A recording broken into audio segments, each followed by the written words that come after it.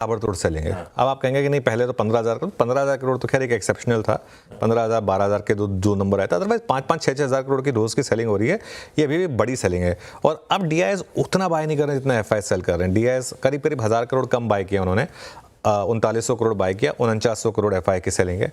और वो बार्स आएंगे आपकी स्क्रीन पर, ये देखिए लगातार बार्स में आपको क्लियरली विजिबल है।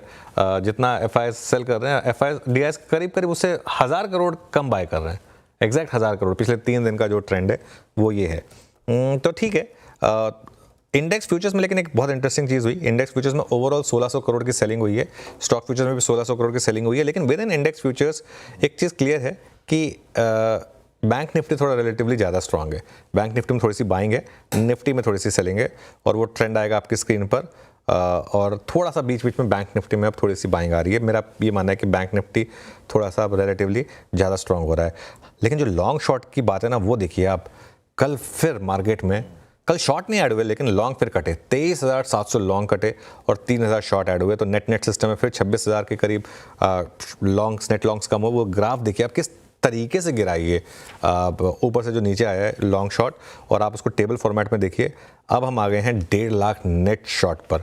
अब एफआईज रह गए हैं 35% लॉन्ग और 1.5 लाख नेट शॉट इस समय। तो मार्केट नेट लॉन्ग से नेट शॉट हो गया सीधा 10 दिन के अंदर अंदर। इंडिया विक्स कल 4.5% नीचे था। पुट कॉल रेशो कल थोड़ा बढ़ गया, हालांकि एक एक्सपायरी हो गई उसकी वजह से शायद, लेकिन पुट कॉल रेशो आ गया 0.93 पर वर्सेस 0.72। तो ये एक इंटरेस्टिंग चीज़ है। बैन की जहाँ तक बात है, 12th मैन आ गया अब। कल तो टीम पूरी हो गई थी, अब चंबल फर्टिलाइजर बैन में ऐड हो गया। 11 स्टॉक ऑलरेडी थे, तो अभी तो हम सीरीज़ के मिड पॉइंट में भी नहीं पहुँचे हैं, और 12 स्टॉक्स एफएनओ के बैन में, 12 स्टॉक्स। तो मतलब ये आई थिंक इतनी जल्दी 12 स्टॉक्स बैन में पहले कभी नहीं आए होंगे। इस सीरीज़ में 12 स्टॉक बैन में आए, तो ये थोड़ा सा एक कहने को आप नेगेटिव मान सकते हैं। बट अदरवाइज सेटअप जो है वो ठीक है, मतलब मार्केट ओवरसोल्ड है, हल्का सा भी ट्रिगर मिल गया तो मार्केट चलेगा। ओके, तो ठीक ठाक